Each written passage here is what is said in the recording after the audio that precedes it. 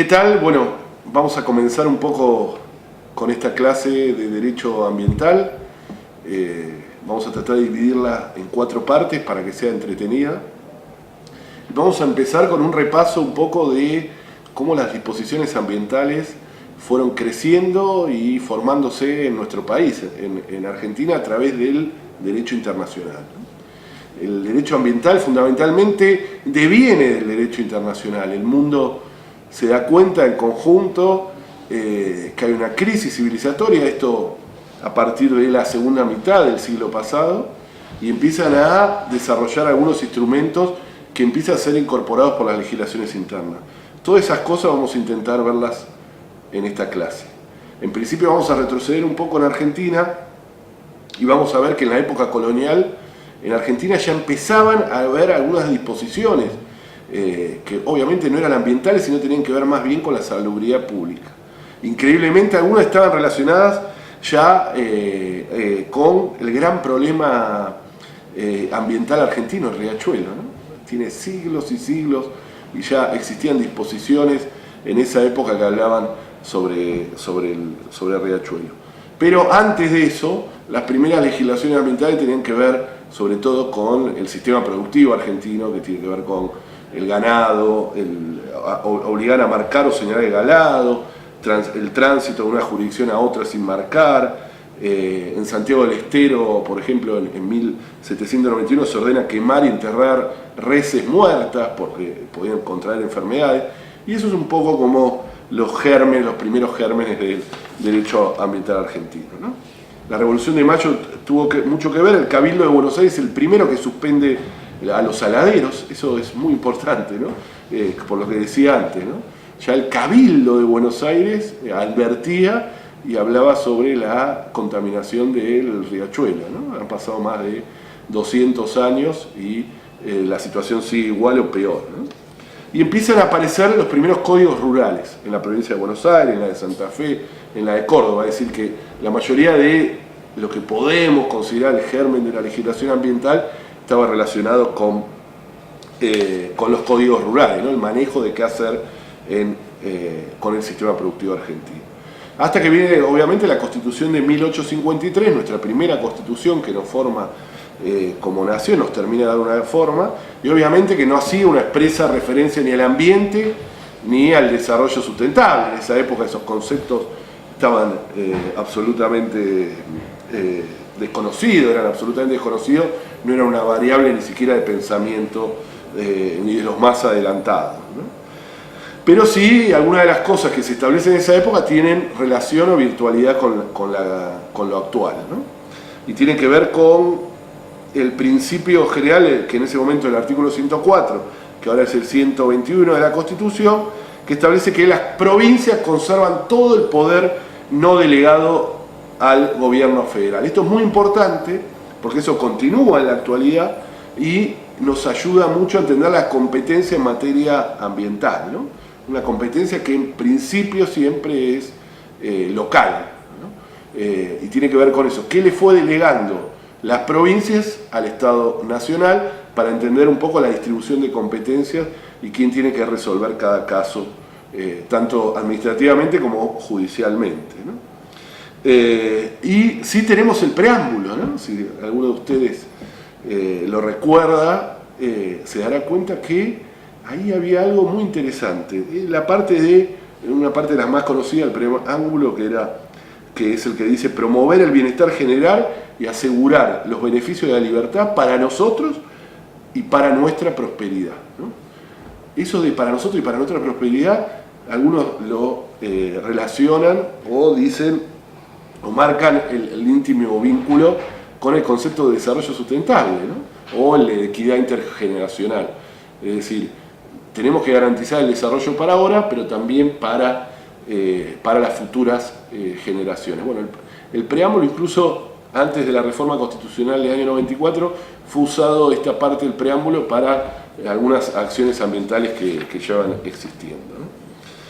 También ante la reforma del 94, como nos defendíamos, utilizaba jurisprudencialmente el artículo 33 de la Constitución, que consagra los principios y derechos no enumerados. Es decir, Si el derecho internacional iba consagrando principios, sobre todo esto mucho en derechos humanos, se da que no estén expresamente reconocidos, no era una negación. Esto la propia Constitución lo establece abiertamente. Y luego lo que hace la Constitución es establecer el sistema de competencias y de quién legisla sobre cada cosa. Y una de las cosas que dicta, que está muy relacionado con lo nuestro, y obviamente con la arquitectura, con el ambiente, etcétera, es esa delegación que se le hizo al Congreso Nacional de legislar sobre el Código Civil, clave para entender todo esto, el Código Comercial, el penal, el minero, el laboral y el de seguridad social, ¿no? Esto es muy importante para entender y ahora vamos a ir después con algunas cuestiones más concretas en este sentido.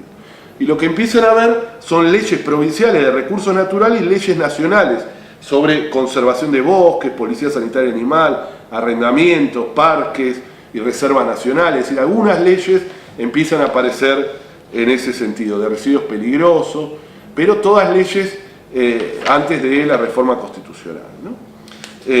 Lo que se usaba en esa época era lo que se llaman las leyes de adhesión. Es decir, como no había una forma de que el Congreso Nacional, porque la potestad ambiental era provincial, legisle automáticamente sobre todo el territorio, lo que se hacía eran leyes cuyo último artículo invitaba a adherir a la provincia.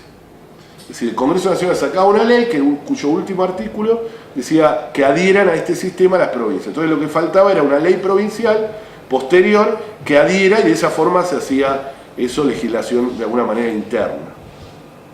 Esto es importante para entender lo que estas leyes siempre buscaban alguna especie de zanahoria o algo parecido, porque lo que se intentaba era lograr esa adhesión y para eso se ponía algunos beneficios impositivos, económicos, etcétera, para poder garantizar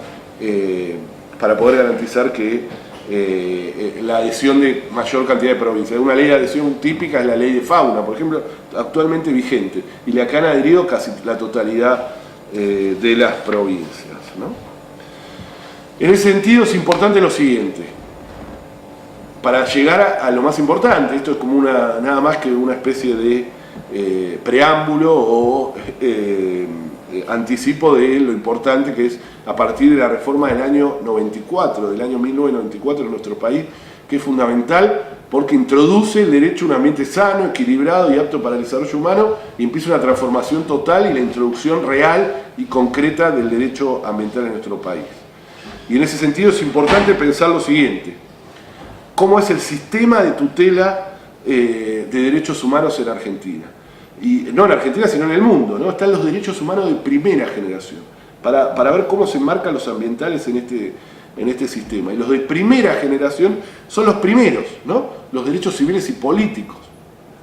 En el mundo, digo, ¿no? El hombre busca conservar un ámbito de libertad ante los estados feudales en ese momento, etcétera, que eran totalmente omnipresentes, omnipotentes, y no permitían siquiera ámbito de libertades individuales. Entonces, lo primero que se garantiza en el sistema de derechos humanos, el hombre y la mujer, los seres humanos, somos garantizarnos derechos civiles y políticos, los primeros, ¿no? Estos se han consagrado fundamentalmente en los artículos 14 y 17 de nuestra Carta Magna, que tiene que ver con el derecho a la vida, pero también con todos los derechos civiles de circulación, etcétera, que nos parecen fundamentales, ¿no? Y que fueron consagrados hace muchísimo tiempo. Luego el hombre se da cuenta que no solo tenía que garantizarse un ámbito de libertad, sino que también tenía que esperar algo del Estado. Y empieza ahí lo que se llama, esto obviamente que es muy resumido, ¿no? Pero empieza ahí a aparecer lo que se llama el constitucionalismo social. Es decir, ya no solo queríamos este ámbito de libertad, sino queremos que el Estado nos dé cosas. Y empiezan a aparecer el derecho a la vivienda, el derecho a la salud, y ese constitucionalismo social de mediados del siglo pasado, ¿no? Nuestra Constitución está claramente expresado en el artículo 14 bis, el famoso 14 bis, que muchas veces nos cuesta tanto poner en funcionamiento. Estos derechos de segunda generación están basados fundamentalmente en el valor igualdad. Son los derechos económicos, sociales y culturales. Entonces tenemos libertad con los derechos de primera generación, igualdad con los de segunda. Y ahí nos damos cuenta que tenemos que ir por más, ¿no? Y ahí empiezan a aparecer los derechos humanos de tercera generación, son derechos humanos de incidencia colectiva, que se fundan fundamentalmente sobre los valores paz y solidaridad, y hablamos de la democracia ya participativa, ¿no? Son derechos deberes, todos tenemos derecho a un ambiente sano, pero también tenemos la obligación de cuidar el medio ambiente. Y asumen esta estructura de derecho-deber que nos parece fundamental, ¿no? Y esto, nuestro constitucionalismo es a partir del año 94 en los artículos 41, 42 y 43. En cierta medida, la mayoría dicen que estos derechos humanos de tercera generación vienen a completar la trilogía axiológica de la Revolución Francesa: libertad, igualdad y fraternidad, ¿no? Con esto creo que podemos dar terminado la primera parte y ahora vamos ya a entrar directamente a la reforma constitucional y a entender cómo es el sistema jurídico ambiental internacional y nacional.